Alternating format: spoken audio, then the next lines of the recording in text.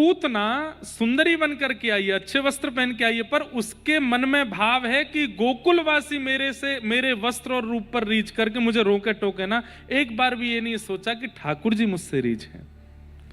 और वही हुआ, सब रीझ गए, सब देख करके लट्टू हो गए। लेकिन जैसे ही ठाकुर जी के समीप गई, ठाकुर जी ने अपने दोनों भुजा नेत्र पर रख ली। इससे बड़ा दुर्भाग्य और क्या होगा कि जगत आपको देखे लेकिन ठाकुर जी मुंह फेर लें। इससे बड़ा दुर्भाग्य क्या है? इससे बड़ा दुर्भाग्य क्या कि ठाकुर जी नेत्र फेर लें। पूतना के सामने भगवान ने नेत्र बंद कर लिए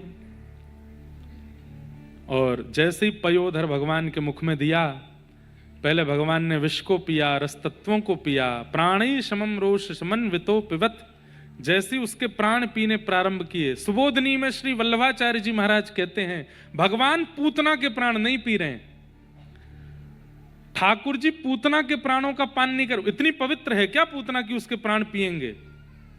तो भगवान की खोज करते करते पूतना असंख्य बालकों को मारती हुई आई है।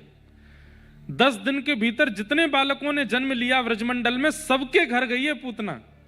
और उसके रूप स्वरूप को देख के किसी ने उसको रोका नहीं। बालकों को खिलाने की भावना से गोद में लेती, अपने विषैले पयोधर को पिलाती, बालक मर जाते। असंख्य बालकों को मारती हुई पूतना आई है। जहां नंदोत्सव 6 महीने तक मनता रहा, 6वें दिन पूतना आ गई तो फिर इतना, ये तो मातम हो गया होगा पूरे ब्रजमंडल में, इतने बालक मर गए। ठाकुर जी ने मन में विचार किया, मेरा प्रादुर्भाव मंगल देव तक होता है, अमंगल नहीं। और मेरे प्रादुर्भाव के 6 दिन बाद ही इतने बालक मर गए। तो भगवान ने पूतना के पयोधर से उन सब बालकों के प्राणों को पी करके पुनः उनको जीवित कर दिया। थोड़ी देर के लिए जैसे मानो अनकॉन्शियस होकर के वो बालक खांस करके पुनः जीवित हो गए। उन सबके प्राण ठाकुर जी ने पूतना के भीतर से निकाले। प्राणै समम रोष समन्वितो पिबत। और जैसे ही प्राण पीने शुरू किए, अंत में पूतना के भीतर जब कुछ बचा ही नहीं है, तब सामुंच मुंचाल मति प्रभाषिणी, भयंकर रूप धारण कर लिया पूतना ने। और ठाकुर जी को पकड़ के बोलती है, अरे लाला छोड़, अरे बालक छोड़। लेकिन ठाकुर जी ने पूतना के गाढ़म कराभ्याम भगवान प्रपीड्यतत, इतने गाढ़ करके ठाकुर जी उसके पयोधर का पान कर रहे हैं कि पूतना पूर्ण बल लगा रही है, तब भी ठाकुर जी नहीं छोड़ रहे। हमारे आचार्य चरण कहते हैं, ठाकुर जी की पकड़ कितनी मजबूत है। ये तो अधम पूतना है, स्वयं चाहती है तो ठाकुर जी दूर नहीं हो रहे। हम तो सब भक्त हैं, हम अगर एक बार ठाकुर जी को पकड़ लेंगे तो ठाकुर जी हमें कैसे छोड़ेंगे? हम चाह के भी नहीं छोड़ पाएंगे। बस ठाकुर जी पकड़ लें, उनकी पकड़ में आते नहीं है हम। और जाकू पकड़ लें फिर ठिकाने लगा के छोड़ें, फिर ना छोड़ें वाकू। आहा, पूतना का विशाल रूप हो गया। भगवान ने उसके प्राणों को पी करके उसका वध कर दिया। विशाल पूतना गिर पड़ी। ब्रजवासी सब दौड़े, जोर की आवाज आई, देखा विशाल पूतना पड़ी है, उसके पयोधर पर ठाकुर जी पौड़े हैं। ऊपर चढ़ करके ठाकुर जी को लाए और लेकर के सबसे पहले गौशाला गए। अच्छा, एक बात कितनी सुंदर है, वास्तव में ये पूतना लीला से कहीं ना कहीं ऐसा नहीं लगा कि भगवान ने पूतना पर ही कृपा की, पर नहीं, ठाकुर जी एक साथ बहुत सारी लीला करते हैं। उसको समझाने के लिए एक आचार्य की आवश्यकता है। 6 दिन हो गए ठाकुर जी को जन्मे। यशोदा मैया ने मुख देख लियो, नंद बाबा ने मुख देख लियो, कछु ब्रजवासी ने मुख देख लियो। और कभी कभी यशोदा मैया ऐसे अटारी पे आ जाती हैं और अटारी पे आके लाला को ऐसे दिखा दें तो सब ब्रजवासी भी देख लेते हैं। 6 दिन बाद गौशाला में बैठी गैया रोन लगी। बोले सब जगह बस अफवाह फैला रखी है कि गौ ब्राह्मण हिताय मेरो जन्म भयो। कैसे? ब्राह्मणन को दर्शन दे दियो, ब्रजवासी को दर्शन, और हम गैया 6 दिन आते यहाँ बैठी हैं, हमको तो दर्शन दियो नहीं आपने। तब ठाकुर जी ने मन बनाया, बोले भैया गैयाओं को दर्शन देने के लिए एक लंबी नसेनी चाहिए हमको। नसेनी समझते हैं? नहीं समझते। सीढ़ी, लंबी सीढ़ी चाहिए। वो जो कंस्ट्रक्शन वाली साइट्स पे होती है ना, एक ऐसी सीढ़ी लगा देते हैं ऊपर बड़ी बड़ी बिल्डिंगों पे। तो उसको हमारे ब्रज भाषा में नसैनी बोलते हैं। तो ठाकुर जी बोले, अरे गैयाओं, तुम सबन के बीच में कैसे आऊं मैं? अबई तो मैया मोकू नंद बाबा को भी बड़ी मुश्किल से दिखावे, हृदय ते लगा के डोले, मेरो नील मणि है, मैं कोई को नहीं दिखाऊंगी, नजर लग जाएगी, मैं गैयान के पास कैसे जाऊं? तब ठाकुर जी ने, ये पूतना नहीं आई है, ठाकुर जी ने बुलवाई है कि तू आ, तेरे चक्कर में तो को मारवे के कारण मैं बाहर जाके गिरूंगा, और जैसे मैं बाहर गिरूंगा तो मुंह पे अला बला नजर लगी होगी, वह नजर को दूर करवे के काजे मैया मुंह को लेके गौशाला जाएगी और गैया की पूंछ से झाड़ो देगी, तो सब गैया मुंह को देख लेंगे।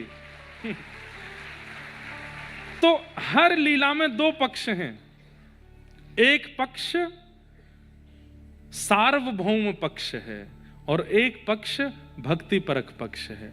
तो ठाकुर जी की इस लीला में भक्ति परक पक्ष क्या है? पूतना तो माध्यम है, ठाकुर जी गैयाओं को दर्शन देने गए। आहा, आज 6वां दिन है और पहली बार लाल जी गौशाला में प्रवेश किए, गैया रम्मान लगी हैं, सबके नेत्र सजल है गए, सब देख रही हैं, नीलमणि जैसे लाला यशोदा मैया लेके आ रही, चारों तरफ से गैयान ने घेर लियो, अपनी जीभ से यशोदा मैया को लाला को चाटन लगी सब गैया। लाल जी के दर्शन हो गए, अपने आप पयोधर से दूध निकलने लगा गैयाओं के, अद्भुत दृश्य है। यशोदा मैया ने गैयान को पूजन कियो और बोली, मैं तो भूल ही गई, 6 दिन है गए, यही मारे पूतना आई, नंद बाबा पूजन कर गए, मैं पूजन कर गई, पर लाला अभी तक गैयान के सन्मुख नहीं आयो। अब लाला के नैने नैने हाथन से गैयान को पूजन कराओ और गैया की पूंछ से ठाकुर जी को झाड़ो दियो। गौमूत्रेण स्नापित्वा पुनर्गौरज सार्वकम, को झाड़ा दिया। गैया भगवान की वैद्य है, उस गैया को नित्य प्रणाम। मैं तो एक बात कथा में कहता हूं, कई लोग गौशाला जाते हैं और गौ गोबर और गौमूत्र से ऐसे करने लगते हैं, तो जब वे लोग मंदिर जाते हैं ना, ठाकुर जी भी यूं करते हैं। जैसे गैया के पास जाते तो गैया कभी कभी मुंह आगे करे, थोड़ा ऐसे, तो डर जाता हो आप खिलाओ। ऐसे आप भी जब ठाकुर जी के पास जाते हो तो ठाकुर जी भी यशोदा में मैया मैया जाते, डर लगे मैया के पास जाओ, मेरी गैया ते तो को भय लगे तो तोते मुंह को भय लगे, गैया लगे हाँ अति प्यारी जग पालन हारी, गैया लगे। भैया ये भी एक प्रमाण है कि आपको गौ के प्रति जीव की दृष्टि नहीं है, आपको गौ के प्रति जानवर की भावना नहीं है। अगर आपका चित्त इस बात को प्रगाढ़ रूप से कहता है कि ये जीव नहीं है, ये तो मैया है, ये तो प्यारी है, और उसकी कोई भी गतिविधि आपको भयभीत नहीं करती, तो ये बात भी प्रमाण है कि ठाकुर जी भी आपको स्वीकार कर चुके। ये सब प्रमाण है भैया। वैष्णवों के चित्त में आपके प्रति प्रीति, गैया के प्रति आपके चित्त में प्रीति, ये सब प्रमाण है कि ठाकुर जी के चित्त में आपके प्रति प्रीति है। गौ से बहुत स्नेह करो, गौ से बहुत प्रेम करो। मुंबई में गैया कम है, दूसरे लोग ज्यादा हैं घरों में, पर कोई चिंता नहीं। जब जब गौशाला आसपास हो वहां जाके गैयाओं को प्रेम किया करो, गैया को नित्य आपको पता है 14 रत्न निकले समुद्र मंथन में, 2 रत्न हम मानवों को प्राप्त हैं।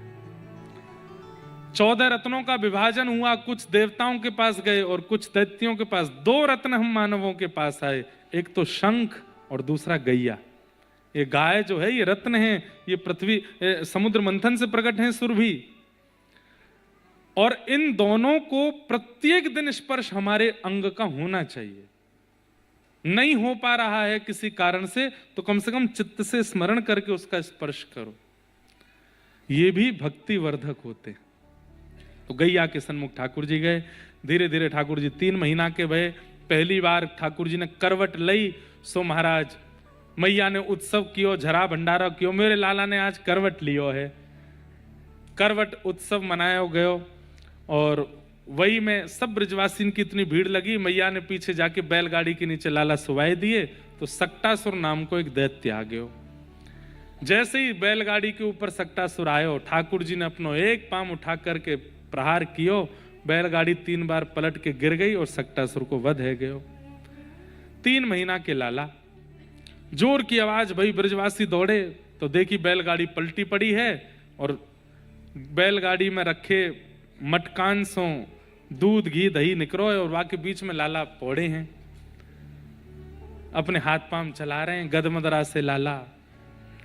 मैया ने आके लाला को हृदय से लगायो, अरे इतनी बड़ी बैलगाड़ी कैसे गिर गई? छोटे छोटे बालक बोले मैया हम बताएं? बोले बताओ। एक बालक बोलो मैंने देखी कैसे गिरी बैलगाड़ी। बोले कैसे गिरी? मैया तेरो ये लाला है ना गदमदरा सो, गदमदरा मतलब हट्टो टगड़ो। कई बालक होते हैं उनके ऐसे जेली जेली से हाथ होते हैं, नीचे लटके रहते हैं, गाल ऐसे लटके रहते हैं बड़े बड़े, ऐसे ही हैं ठाकुर जी गदमदरा से। मैया ये तेरो लाला है ना? बोले हाँ। जाने मैया अपनो पाम उठायो यो और इतना लंबो कियो, इतना लंबो कियो, मैया ऐसे इतना लंबो करके जोर ते मारी और बैलगाड़ी पलट गई। मैंने देखी अपनी आंखन ते। मैया बोली इत कुआ। लाला गयो हाँ मैया। मैया ने एक दियो, शर्म नहीं आवे? नेक सो मेरो लाला यो के या को पाम इतना बड़ो है को। अरे मैया तुमको मारे, तेरी सौगंध खा के कह रहा हूं तेरे लाला ने गिरी बैलगाड़ी। मैया ने कही फिर ते आ। जैसे आप हंस रहे हैं ऐसे परीक्षित जी भी हंस रहे हैं सुन करके, और वो कहते हैं कि ये कैसी लीला है। तब शुकाचार्य जी कहते हैं नते श्रद्धा धीरे गोपा, बहुत सुंदर श्लोक है, ध्यान से सुनना। नते श्रद्धा धीरे गोपा बाल भाषित मृत्युत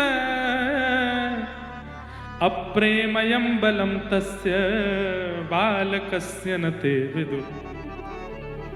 परीक्षित, ये प्रेम की चरम अवस्था है कि वो बालक सत्य बता रहे हैं पर यशोदा मैया अपने लाला की योग्यता स्वीकार नहीं कर रही है। समझ में आई बात? प्रेम जब अटूट हो जाता है तो आपके प्रेमी की योग्यताएं नहीं दिखती आपको। बेटा पढ़ लिख करके कुछ बन जाए, बेटी पढ़ लिख करके कुछ बन जाए, समाज के लिए वो कुछ है, पर अपने मां के लिए तो बेटी ही रहेगी, बेटा ही रहेगा। कोई बहुत बड़ा अधिकारी बन गया, सब सल्यूट करते हैं उसको, लेकिन वो घर आकर के मां से भी यही उम्मीद करे, ये नहीं हो सकता। मां प्रेम की चरम स्थिति में होती है, वो अपने पति अपने पुत्र को कैसे सल्यूट कर सकती है? वो उसकी योग्यता स्वीकार नहीं कर सकती। योग्यता है इसकी प्रसन्नता उसको होती है, पर वो उस योग्यता का प्रतिफल अपने पुत्र को नहीं देती। ये प्रेम का स्वरूप है। यशोदा मैया के सामने बालक कह रहे हैं कि मैया तुम्हारे लाला ने पाम लंबो करके बैलगाड़ी उड़ाई दी। मैया कह रही मेरो लाला नेक सो उड़ा ही ना सके, मक्खी तो उड़े ना यहाँ पे, बैलगाड़ी उड़ावे को। प्रेम की। अच्छा आप कहेंगे महाराज जी अभी 3 महीना के हैं ना ठाकुर जी, इसलिए मैया स्वीकार नहीं कर रही। अच्छा 7 वर्ष के जब गिरिराज जी उठा लेंगे तब भी स्वीकार नहीं करेंगी? तब तो दिख रहे हैं प्रेम में प्रेमी की अति योग्यता अस्वीकार की जाती है, हृदय से प्रसन्नता की जाती है उसकी योग्यताओं की, पर उसको स्वीकृति नहीं दी जाती। और कोई प्रेमी अगर अपनी केवल श्रेष्ठताओं का ही आपके सामने बखान करता रहता है, मैं ऐसा हूं, मैं वैसा हूं, मैं तुमसे मिल रहा हूं, तुमसे बात कर रहा हूं, तुम्हारे पास बैठ रहा हूं, यही बहुत बड़ी बात है तुम्हारे लिए, छोड़ देना उसको। योग्यता बता रहे हो अपने, कैसे प्रेमी हो? तो फिर प्रेमी मत कहो अपने आप को। ठाकुर जी को मैया हृदय से लगा रही है, मेरो लाला तो नेक सो है जी, कैसे उड़ा सके। धीरे धीरे ठाकुर जी लीला करते करते अब 1 साल के हो गए। ठाकुर जी के 3-4 दांत निकल आए हैं। जैसे ही दांत निकल के आए ठाकुर जी बोले कैसे बताऊं मैया को मेरे दांत आ गए, बोलना अभी आवे ना है। बगल में दाऊ दादा बैठे, ठाकुर जी ने दाऊ दादा को हाथ पकड़ो, थोड़ी देर ऐसे खेलते खेलते, दोनों पे ही चलनो ना आवे, छोटे छोटे हैं, और दाऊ दादा को हाथ पकड़ के मुख में लेके जोड़ते काट गए। जैसे ही काटे महाराज, दाऊ दादा चिल्लाए, जोर जोर से रोने लगे। रोहिणी मैया दौड़ी दौड़ी आई, यशोदा मैया दौड़ी दौड़ी आई। दाऊ दादा थोड़ा थोड़ा तोतलो बोलना जाने, लाला ना बोले अभी। मैया मैया मैया मैया दौड़ी, कहा भयो? मोटे मोटे आंसू दाऊ दादा के निकले। मैया देख, मैया ने देखी कैसे दो गड्ढा है गए, लाला ने काट लियो। अब जैसे सुनी लाला ने काट लियो, डांटनो तो दूर की बात, फटकारनो तो दूर की बात, मैया के तो आंखन में आंसू आ गए। मेरे लाला के दांत नहीं करी आए। अच्छा, होठ ऊपर करके देखा, ओहो बलैया लेवे मैया, अरे मेरे लाला के दांत नहीं करी आए। दाऊ दादा बोले बहुत बढ़िया, यहाँ मुंह काट को, यहाँ बलैया ले जा रही है या की। अब तो महाराज मैया दौड़ करके गई, जाकर के नंद बाबा को बुलाए के लाई। रोहिणी मैया आई हैं, सब ब्रजवासी, अरे मेरे लाला के दांत निकल आए। सब लोग आकर के ठाकुर जी के दांतन ने देख रहे हैं, कैसे सुंदर मोती जैसे दांत। कोई तो आकर के ठाकुर जी के मुंह में हाथ, लाला ने काट के दिखाइयो कैसे लगे। एक अद्भुत, अतुलनीय, अवर्णनीय प्रेम है ठाकुर जी के प्रति सबका। ऐसा छोटे बालक के प्रति प्रेम होता ही है, पर आप सोचिए, छोटे बालक को देख के आपको जितना प्रेम होता है, उस प्रेम की अथावस्था पार है ब्रजवासियों की ठाकुर जी के प्रति। हमारे राधा रमन लाल जी की आज भी दतुइयां दिखती हैं। जिस दिन खूब प्रसन्न हो जाते हैं हमारे लाल जी, जिस दिन अपनी सेवा से, अपने श्रृंगार से, अपने भाव से अति प्रसन्न होते हैं ठाकुर जी की दतुइयां दिखती हैं। और हमारा सौभाग्य नहीं कि हम जाके होके काट के दिखाओ, लेकिन ठाकुर जी बड़े प्रसन्न होते हैं। आज भी लाल जी के दांत दिखते हैं। आज भी कई मंदिरों में ठाकुर जी के कई अनुभव होते हैं। जैसे हमारे पंडरीनाथ भगवान, हमारे श्री, जय हो, विराज हो महाराज, विराज। हमारे हर वर्ष मुंबई आना होता है, वसंत शाह दरबार उल्लासनगर में। वहाँ के हमारे मनित साईं जी आए, विराज हो, बहुत बढ़िया। उल्लासनगर में हर वर्ष कथा, इस वर्ष भी डेट क्या है, 6 से 12 मई तक उल्लासनगर में कथा है। पंडाल फट जाएगा इस बार तो वहां का। वैसे हर बार ही वहां पे स्थिति ऐसी होती है, पर इस बार की स्थिति हमको ज्यादा लग रही। हाँ, लेता हूं मैया, विराजो। हमारे मनित साईं आए हैं उल्लासनगर से, बहुत बहुत आपका स्वागत। तो ठाकुर जी के दांत न कर आए।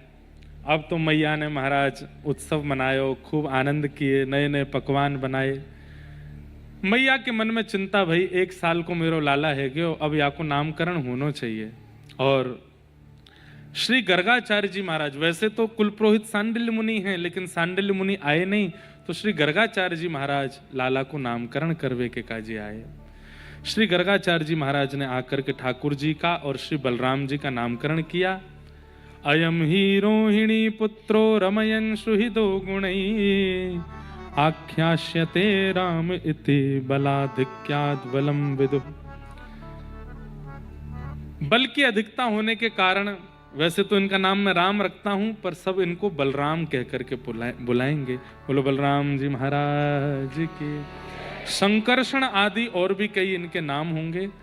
छोटे लाला का नामकरण करते हुए श्री गर्गाचार्य जी बोले, इनके तो अनेक नाम हैं, जितने गुण जितनी लीला उतने इनके नाम हैं, परंतु फिर भी क्योंकि शुक्ले रक्तस तथा पीत इदानिम कृष्णताम गतः, कभी ये शुक्ल वर्ण के हुए हैं, कभी पीत वर्ण के हुए हैं, इस बार ये कृष्ण वर्ण के हैं, इसलिए मैं इनका नाम कृष्ण रखता हूं। ठाकुर जी का नाम कृष्ण रखा गया। बोलो बाल कृष्ण लाल। हमारा जीवन है ये नाम, हमारा सर्वस्व है ये नाम, हमारा प्राण है ये नाम। ठाकुर जी का नाम कृष्ण रखा गया। कृष्ण, इस शब्द का उच्चारण कई लोग शुद्ध नहीं करते, क्योंकि शुद्ध कर लेंगे तो फिर भगवत प्राप्ति हो जाएगी। इसलिए सब लोग इस नाम को, कोई किशन बोलता है, कोई कृष्ण बोलता है, कोई कुछ बोलता है, पर मूल रूप से कृष्ण, इदानिम कृष्णताम गतः, भगवान का नाम कृष्ण रखा गया। धीरे धीरे अब ठाकुर जी नेक नेक बड़े है रहे हैं। अब ठाकुर जी बोलना तो जानते नहीं, पर मुख से कुछ ना कुछ स्वर निकालते हैं, कुछ ना कुछ आऊ आऊ जैसा करते रहते हैं, गाते रहते हैं। थोड़ा थोड़ा चलनों भी सीख गए हैं। यशोदा मैया लाल जी के चरणन में नूपुर पहना दे, आहा ऐसी छम छम करके ठाकुर जी दौड़ते हैं। एक जगह वर्णन आता है अष्ट सखाओं की वार्ता में कि प्रथम जन्माष्टमी जब हुई ठाकुर जी की, पहले 1 साल के जब लाला भये, तब यशोदा मैया ने लाल जी को क्षुद्र घंटिका पहनाई। छोटी छोटी घंटी हैं, ऐसी कौंधनी पहनाई है मैया ने। कौंधनी जानते हैं? कमरबंद, ऐसी कौंधनी पहना, वहां में छोटी छोटी घंटी हैं। क्यों? बोले लाला जब सो के उठे, सो घंटी बज जाए, सो मैया आ जाए, अरे मेरो लाला उठ गए हो। कहीं भी ठाकुर जी जा रहे हैं नंद भवन में, सो मैया को क्षुद्र घंटिकांति पता चल जाए कहां गए हो। और एक बड़ी सुंदर लीला, क्या? जब मैया यमुना जल भरवे के काजे जावे, सो लाला सबसे ज्यादा रोमे, मैं जाऊंगा संग में, मोह लेके चलो। जमीन में गिर जाऊं, पटक पटक के रोमे, मैं जाऊंगा, जमुना जी जानो। तो मैया अपने संग गोद में लेके जावे। अब लाल जी थोड़ो थोड़ो चलनो सीख गए, तो मैया के पीछे पीछे चले चुनरी पकड़ करके, मैया मटकी लेके चले आगे। लेकिन गोपियां इतनी चतुर हैं, ये सब अपने अपने द्वार पे, अपनी अपनी खिड़कियों पे खड़ी हो जाती हैं और लाला को अपने पास बुला में, लाला यहाँ पे आ जा। तो ठाकुर जी ऐसे तो जामे नहीं। अब बालक को लोभ दो तो आ जाएगा, अब आजकल के बच्चों टॉफी दिखाओ सो आ जाएंगे। ऐसे ठाकुर जी को लोभ कैसे देती हैं? गोपियां अपने हाथ में मक्खन ले लेती हैं और मक्खन को खूब सुंदर से ऐसे सजा के, वहाँ पे मिश्री ने सजाए के बढ़िया सुंदर से दिखे, थोड़े वहाँ पे केसर आदि लगा के प्रतीक्षा करें कब यशोदा मैया निकलेगी। सब लोग इधर देखो, लाल जी अभी आए नहीं है, देखो। जैसे ही यशोदा मैया निकले, सब गोपियां खड़ी है जाएं, मैया के निकलते ही अपना हाथ आगे कर दें, सो लाला की दृष्टि पड़े, मुंह में पानी आ जाए, मक्खन, सोई मैया की चुनरी छोड़ दें, वहां को चले जाएं। और जैसे ही गोपी के पास जामे, गोपी अपने घर में लेके कमरा भीतर से बंद चटकनी लगा दे और लाला को बैठा ले। ठाकुर जी तो वह मक्खन को ही ढूंढ रहे हैं, कहाँ है? गोपी मक्खन धर दे कटोरी में। अब के लाला बड़ी मुश्किल से हाथ पड़ो है, खाएगो? बोले हाँ, पहले नाच के दिखा। सो ठाकुर जी नाचे। बोले अब बंदर की तरह करके दिखा, अब मेरी गोद में आ जा, मेरा आलिंगन कर ले, मेरे हृदय से लग जा, मेरे गाल को स्पर्श कर, मेरी नाक को कर, मेरी आंख को कर, मेरे हृदय को कर। ऐसे ठाकुर जी को वही तो रसखान कह रहे हैं, छछिया भरी ताही अहीर की छोहरिया, छछिया भरी छाछ पे नाच नचायो। छछिया किसको कहते हैं? हाथ ऐसे करो, करो तो ये जो बीच में गड्ढा बना है ना, इसको छछिया बोलते हैं। बोले इतने छाछ पे ठाकुर जी नाच जाते हैं गोपियों के आगे, केवल इतनी सी छाछ पे। यहां पे महाराज लोग बाग सोने का छत्र चढ़ा रहे हैं, इतने श्रृंगार चढ़ा रहे हैं, ठाकुर जी पे करोड़ों दान कर रहे हैं, ये लुटा रहे हैं, वो लुटा रहे हैं। तिरुपति बालाजी में हुंडी में करोड़ों की चढ़ाई चल रही है, सब अपनी जगह ठीक है, पर भैया ब्रजवासी गोपीन की तो छचिया भरी छाछ पे नाच नचायो। लाल जी को नचा दें गोपी। इतने में ही दूर पहुंच गई यशोदा मैया के, लाला तू हार तो नहीं गयो? हार मतलब थक तो नहीं गयो? लाला तू हार तो नहीं गयो? पीछे से कोई प्रत्युत्तर नहीं। मैया देगा कहां गयो लाला? अब तो दौड़े, अरे मेरो लाला कहां है, मेरो लाला कहां है? तब एक गोपी गोद में लेके निकले, ठाकुर जी मक्खन खाते भाई। मैया बोली ये गोपीन की बड़ी चतुर चाल है, पीछे ते लाला है, कैसे अपने पास बुला लें। सो आज मैया ने क्षुद्र घंटिका पहनाई है लाला को। अब ठाकुर जी चले, सो मटक मटक के चले तो वो घंटी बजे ठाकुर जी की। जैसे ही कोई गोपी अपने पास बुलावे, मैया आगे तो सुनती चल रही है, यहाँ ते घंटी इनकी जैसी दुनिया आवे, सो मैया दे कहाँ जा रहे हो लाला, इतकुआ संग चल मेरे। इसलिए हमने कई वैष्णवों से कहा कि आप भी अपने ठाकुर जी को क्षुद्र घंटिका पहनाओ, छोटी छोटी घंटियों की एक कौंधनी पहनाओ। क्यों? कहीं लाला कहीं और चले जाएं तो पता चल जाए कहाँ ते आ रही है आवाज। कहीं चले नहीं जाएं, कहीं छोड़ के नहीं जावें, कहीं दूर नहीं हो जाएं। ये नूपुर इसीलिए पहनाते हैं ठाकुर जी को, क्षुद्र घंटिका इसीलिए पहनाते हैं कि कहीं कोई और रिझा के इनको ले नहीं जाए अपने साथ, और जावे भी तो हमको पता चल जाए। ऐसे ठाकुर जी की मधुर स्थिति है, मधुर भाव है। धीरे धीरे ठाकुर जी ने और बड़े भये। अब नंद बाबा कहें अपनी गोद में लेके, लाला तू कब बोलेगो? नहीं कि एक बार बोलते बाबा, ठाकुर जी नहीं बोले। फिर यशोदा मैया के, ये तो मेरो नाम बोलेगो, मैं पूरे दिन या कुछ संभालू। लाला बोल मैया, ठाकुर जी नहीं बोले। तुम बोल रहे हो, ठाकुर जी ना बोल रहे। इतने में दाऊ दादा आ जाए, मुंह को दो, अपनी गोद में लेके लाला बोल भैया, नहीं बोले। तभी गौशाला की 2-4 गैया पूंछ उठाए के सामने आ गई। सो ठाकुर जी अपनी नेक सी उंगली उठा के बोले मैया गैया, और जैसे ही बोली गैया, आहा यशोदा मैया तो आनंदित है गई। लाला फिरते बोलियो। अब तो लाला बोले मैया। दाऊ दादा आए, बोले फिरते बोलियो, बोले दादा। और फिर जब नंद बाबा आए तो बोले बाबा। अब तो सबके नाम ठाकुर जी, लेकिन ठाकुर जी ने सबसे पहला अक्षर अपने मुख से, त्रिलोकीनाथ ब्रह्मांड नायक ने सबसे पहला अक्षर अपने मुख से बोला है गैया। गैया बोले हैं।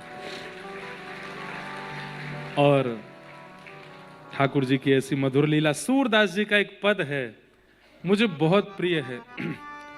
हे हरि अपने आंगन कछु गावे, हे हरि अपने आंगन कछु गावे, हे हरि अपने आंगन कछु गावे हो, हे हरि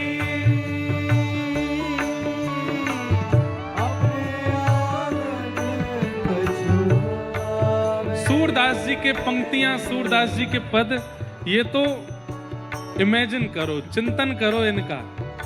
ठाकुर जी छोटे से हैं, घुटने घुटने तक की कांचनी पहनते हैं, और ऊपर कुछ भी धारण। अभी तो शीतकाल है, शीतकाल में तो ठाकुर जी खूब पहनते हैं, पर ग्रीष्म ऋतु में ठाकुर जी ऊपर कुछ नहीं पहनते। हमारे राधा रमन जी को जाके तो एक कॉपीन में डोले पूरे दिन गर्मीन में। श्रीनाथ जी को जाकर के जब आप देखोगे तो हमारे श्रीनाथ जी के दर्शन का सुख है गर्मियों में जाओ, और उसमें भी बिल्कुल जेठ के महीना में जाओ। ठाकुर जी केवल आभूषण पहनते हैं और नीचे एक कटकाचनी पहनते हैं, बस इतने सुंदर लगते हैं। आहा, तो अनुभव करो, आंगन में ठाकुर जी कटकाचनी पहने हैं, खूब सुंदर माला गले में डाली है, घुंघराले केश ऊपर बांध रखे हैं, मोर पिछ लगो है, और एक भुजा उठा करके ठाकुर जी कुछ गा रहे हैं। ना राग को पता है, ना शब्द को पता, बस कछु गा रहे हैं। हे हरि अपने आंगन कछु गावे, हे हरि अपने आंगन कछु गावे, हे हरि अपने आंगन कछु गावे, हे हरि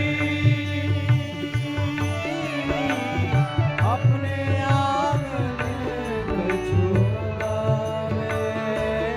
हो तनिक तनिक चरणन सो नाचे, तनिक तनिक, तनिक मतलब छोटे, चरणन सो नाचे, तनिक तनिक चरणन सो नाचे, तनिक तनिक चरणन सो नाचे, हे मन ही रिझावे,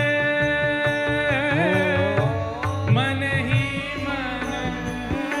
जावे। अरे किसी को दिखा के नहीं नाच रहे हैं, किसी को रिझाने के, अपने आप को रिझा रहे हैं। कैसी कैसी अद्भुत अद्भुत मुद्राएं बना करके ठाकुर जी नाच रहे हैं। सूरदास जी वर्णन कर, स्वयं गा रहे हैं, स्वयं नाच रहे हैं। हे हरि अपने आंगन कछु गावे,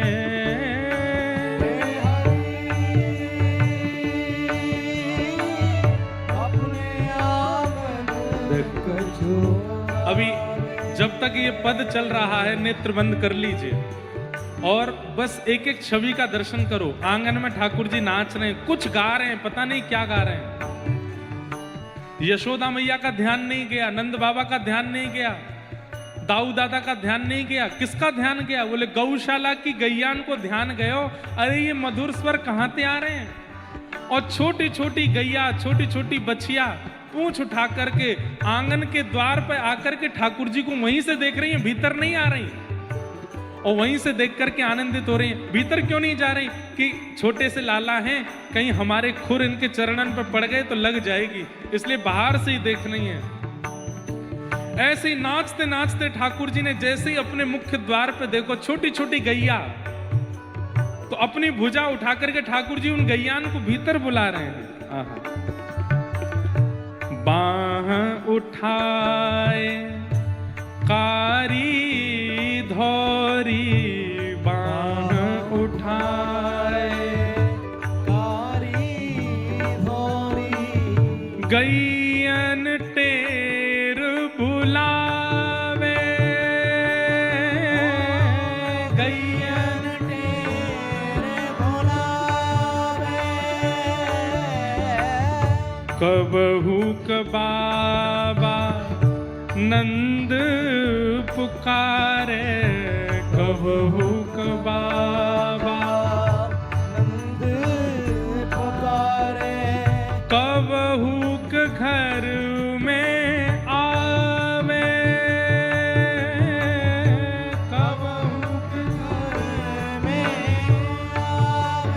हे हरि अपने आंगन कछु गावे, हे हरि अपने आंगन कछु गावे। छोटे से लाला हैं, छोटी छोटी गैया, छोटे छोटे ग्वाल, छोटो सो मेरो मदन, छोटे से मदन गोपाल छोटी छोटी गैयान के संग नृत्य कर रहे हैं। कभी उन पर लेट जामे, कभी उन पर चढ़ जामे, कभी उन पर बैठ जामे, और छोटे छोटे बछड़ा बछिया ठाकुर जी से दूर नहीं जा रहे हैं। इतने में ही ठाकुर जी ने एक लीला करी। बोले कहा दूर मैया ने लाला को भूख लगे, सो यहाँ हमारे माखन धर रखो है।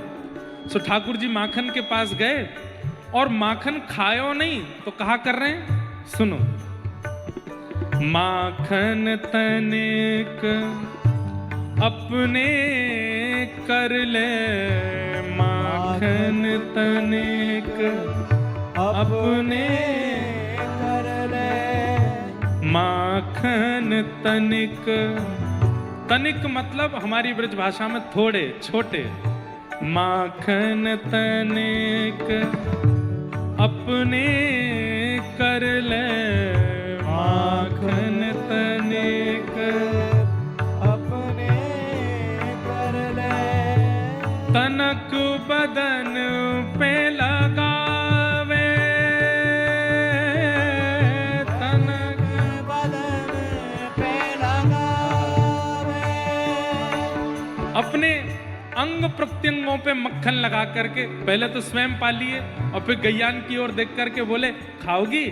तो गैया पास आने लगी, तो जैसे मुख लगाने लगी छोटी छोटी बछिया, सो ठाकुर जी ने दूर हाथ करके अपने अंग पे लगा लियो, मानो कह रहे हाथ ते नहीं खवाऊंगा, यहाँ ते चाट ले आगू। और छोटी छोटी बछिया इनके बीच में ठाकुर जी बैठ गए, वो अपनी जीभ से ठाकुर जी के अंग प्रत्यंगों पे लगे भय मक्खन को चाट रही।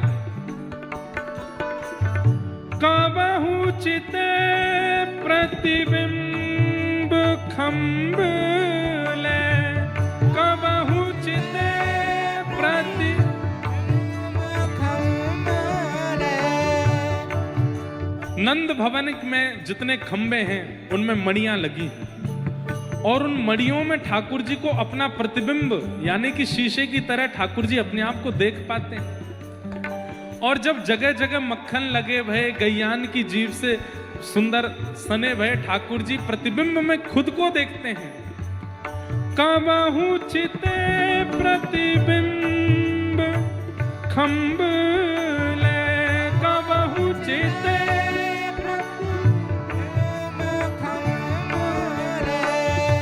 लौनी लौनी कहते हैं थोड़ा सा मक्खन आपने हाथ में लिया तो इतना मक्खन उसको लौनी बोलते हैं, मक्खन की लौनी। अपने आप को प्रतिबिंब में देख करके ठाकुर जी फिर जाते हैं लौनी मक्खन लेते हैं और अपने उस प्रतिबिंब वाले स्वरूप को खिलाते हैं। कबाहू कब चिते प्रतिबिंब खंबले कबाहू चिते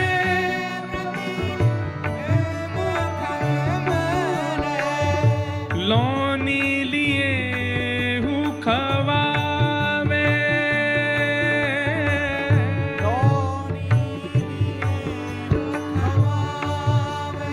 हे हे हरि अपने आंगन कछु गावे हे हरि अपने हो हे हरि अपने आंगन कछु गावे हे हरि अपने आंगन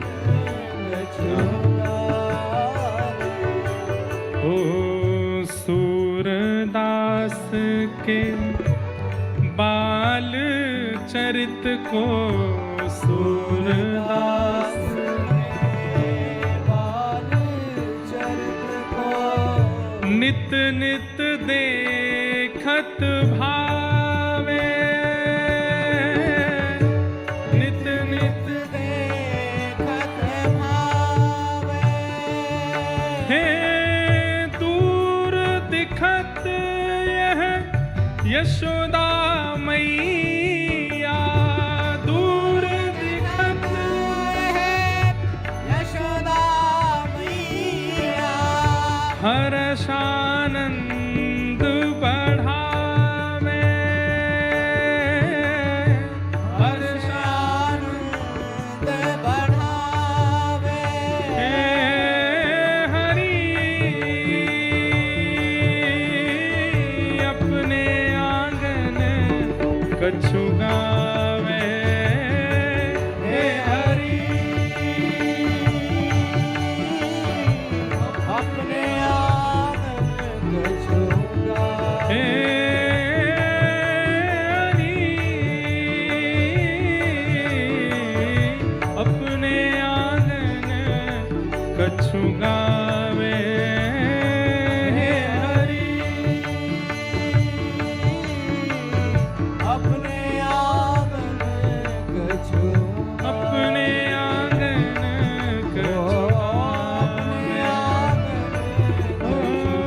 अपने आंगन कछु अपने आंगन कछु गावे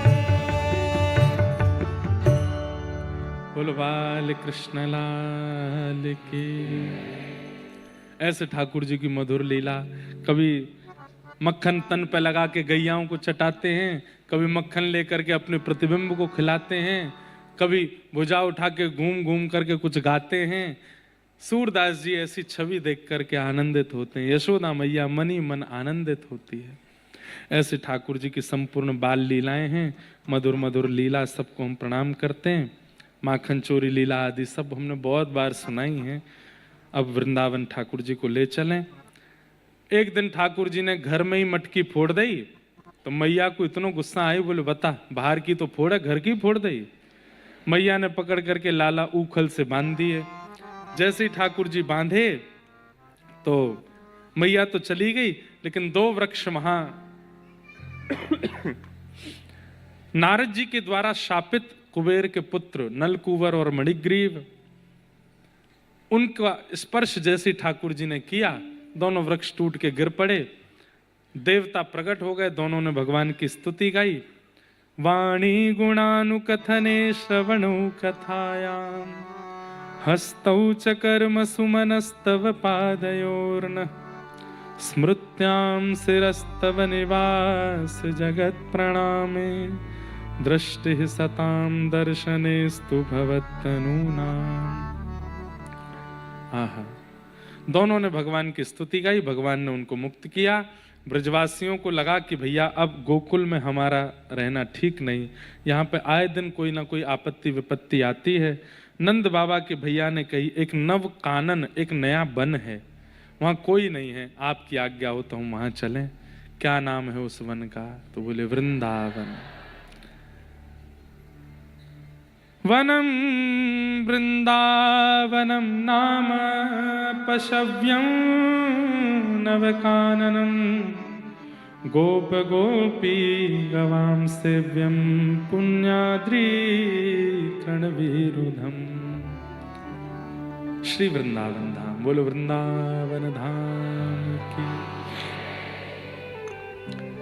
वृंदावन का नाम सुनते ही जैसे कहीं खिलौने वाली जगह का नाम ले दो, या जहाँ पे वो होते हैं राइड्स वगैरह होती हैं, वहाँ का नाम ले दो, बच्चे उछल जाते हैं ना, चलेंगे हम भी चलेंगे जाएंगे। वृंदावन का नाम सुनते ठाकुर जी मचलने लगे, मैया मैं तो वृंदावन जाऊंगा, वृंदावन ही चलेंगे मैया, वहीं चलेंगे, नाम कितना सुंदर, धाम कितना सुंदर होगा मैया। ठाकुर जी को वृंदावन इतना प्रिय क्यों है? क्योंकि वृंदावन का निर्माण किशोरी जी ने किया है। बंधुओं, जब ठाकुर जी धराधाम पर लीला करने के लिए आए तो किशोरी जी से कहे कि आप भी चलो, तो किशोरी जी ने कहा ये 3 स्थानों के बिना मैं रह नहीं सकती। यत्र गोवर्धनम नास्ति यत्र नो यमुना नदी यत्र वृंदावनम नास्ति तत्र नो रमते मनः। ये 3 स्थान जहां नहीं है वहां मैं कैसे जाऊं? इसका मतलब ये 3 स्थान ब्रह्मा ने नहीं बनाए हैं। इन 3 स्थानों का नित्य निर्माण गोलोक धाम में श्री जी ने किया है। श्री गिरिराज जी, यमुना जी और वृंदावन। वृंदावन का एक एक कण किशोरी जी ने अपने हस्त कमल से रखा, इसलिए सब पूज्य है वृंदावन में, सब वंदनीय है वृंदावन में। जब वृंदावन प्यारो वृंदावन पद की रचना हो रही थी, गांधी धाम गुजरात में लिखा गया, तो उस समय हरिराम व्यास जी का एक पद है, प्रथम दरस गोविंद रूप के प्राण प्यारे, दूजे दूजे मदन मोहन सनातन हिय उरधारे, तीजे गोपीनाथ मधु हस कंठ लगाए, चौथे राधा रमण गोपाल भट्ट लड़ाए, पांचे मेरे को स्मरण में नहीं आगे की पंक्ति, 5 राधा वल्लभ जी, 6 युगल किशोर जी और 7वें कुंज बिहारी। तो ये पंक्ति में पढ़ रहा था, वहां वृंदावन रसामृत पर कथा होनी थी, 3-4 साल हो गए, 3 साल हो गए होंगे। और तब मन में भाव आया कि ये पद कितना सुंदर है, इसका विस्तार किया जाए, इसको विस्तार से लिखा जाए। कैसे लिखें? तब फिर से हरिराम व्यास जी का एक पद सामने आया, वृंदावन की शोभा निरखत मेरे नैन से रात वृंदावन।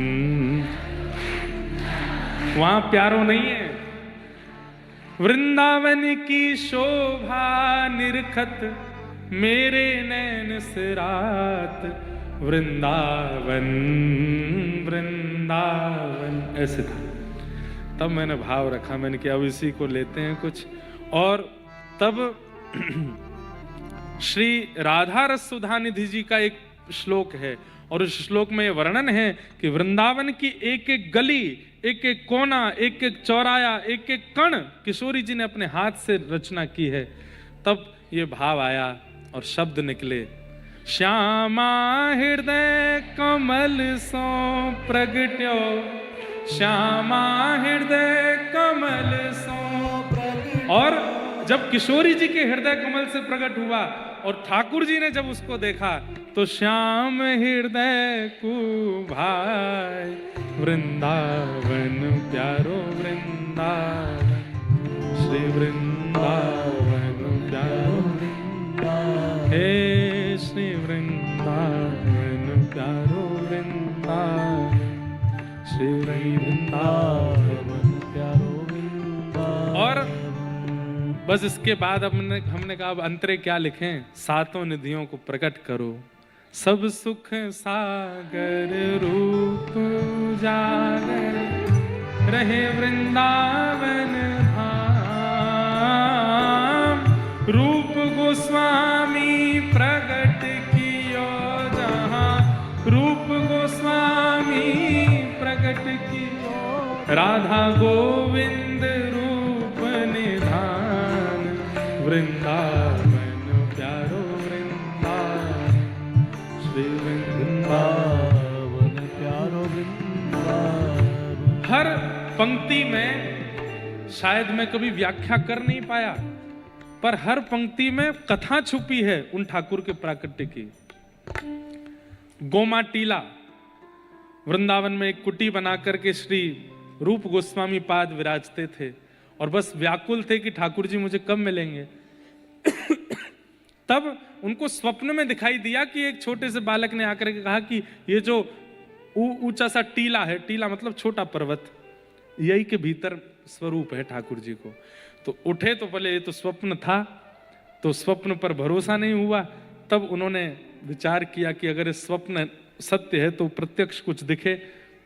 तब वही बालक स्वप्न वाला उनको प्रत्यक्ष दिखा और कोई बाबा जल्दी आ।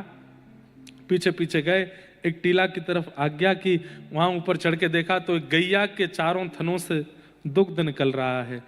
खोद करके देखा तो वृंदावन के सप्त निधियों के प्रथम ठाकुर श्री राधा गोविंद देव प्रभु प्रकट हो गए।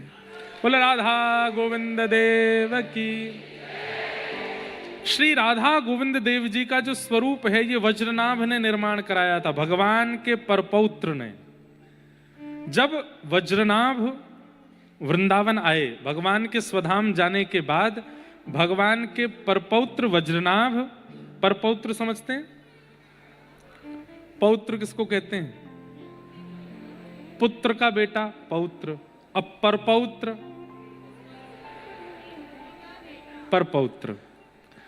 तो वज्रनाभ जब भगवान के स्वधाम जाने के बाद 16,000 माताएं जो भगवान की पत्नियां थी उनको लेकर के वृंदावन आए, तब उनके विरह को शांत करने के लिए उन्होंने ठाकुर जी का स्वरूप निर्माण कराया।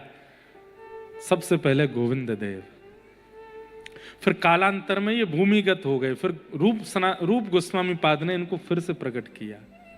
इसलिए गोविंद देव जी का जब आप दर्शन करते हो तो ये समझो ये प्रत्यक्ष ठाकुर जी ऐसे, यही कद काठी है ठाकुर जी की जैसे गोविंद देव जी हैं जयपुर में। दूसरे, विहरत निस दिन कुंज गलिन में, व्रज जन मन सुख धाम, विहरत निस दिन कुंज गलिन में, व्रज जन मन सुख धाम। हे मदन मोहन को रूप निरख के, मदन मोहन को रूप निरख के, सनातन बलि बलि जाय, वृंदावन प्यारो वृंदावन, श्री वृंदावन प्यारो वृंदावन, हे श्री वृंदावन। ऐसे सनातन गोस्वामी पाद को एक ब्राह्मणी मैया के घर से ठाकुर जी प्राप्त भये और स्वयं ठाकुर जी ने आज्ञा देकर के कहा कि मैया जो भिक्षा लेने बाबा आते हैं इनके संग जाऊंगा मैं, और उनके साथ ठाकुर श्री मदन मोहन लाल जी उनके पास पधारे। तीसरे, गोपी ग्वाल सब ही धारे, प्यारो गोपीनाथ गोपी ग्वाल सब हिये और धारे प्यारो गोपीनाथ। बंधुओं, प्रसिद्ध कथा है जयपुर में। कोई अंग्रेज आया था और आकर के गोपीनाथ जी के दर्शन किए तो पूछने लगा ये कौन है? बोले कि हमारे भगवान है। बोले तुम लोग इनको कपड़े पहनाते हो, इनके आगे अंगीठी रखते हो, इनको सिखाते हो, इनकी आरती करते हो, इनको भोग लगाते हो, ये तो मूर्ति हैं। बोले मूर्ति नहीं है, ये प्रत्यक्ष ठाकुर जी हैं। तो उस अंग्रेज ने कहा मैं ऐसे कि नहीं मानूंगा। तो कैसे मानोगे? मेरी जो घड़ी है ये बिना शैल के चलती है, नब्ज से चलती है। मेरी घड़ी इनको पहनाओ, अगर इनके हाथ में आके चलने लगी तो मैं मान जाऊंगा कि इनमें प्राण है। जैसे ही घड़ी उतार करके दी, पुजारी जी ने घड़ी पहनाई, गोविंद देव जी के हाथ में आती घड़ी, गोपीनाथ जी के हाथ में आती घड़ी चलने लगी। आज भी बिना सेल के नब्ज से चलने वाली घड़ी श्री गोपीनाथ जी आज भी धारण करते हैं। कभी जयपुर जाके दर्शन कीजिए, आज भी ठाकुर जी के यहाँ पर भुजा पर वो घड़ी धारण है। हे गोपी ग्वाल सब ही और धारे प्यारो गोपीनाथ प्यारो प्यारो गोपीनाथ। हे बड़ो प्यारो गोपी। हे मधु पंडित जिन कंठ लगायो, मधु पंडित कंठ लगायो। जहाँ है रही जय जयकार, वृंदावन प्यारो वृंदावन, श्री वृंदावन प्यारो वृंदावन। राधा गोपीनाथ प्रकट हो गए। राधा गोविंद देव, राधा मदन मोहन, अब राधा गोपीनाथ। और चौथे श्री गोपाल भट्ट जो की हृदय वेदना प्रगट्यो शालिग्राम। श्री गोपाल भट्ट जो की हृदय वेदना प्रगट्यो शालिग्राम। कैसे हैं? रूप सुधा को खान हमारो, रूप सुधा को खान हमारो। और वृंदावन में सब ते न्यारो। ओ वृंदावन में सब ते न्यारो। ओ श्री राम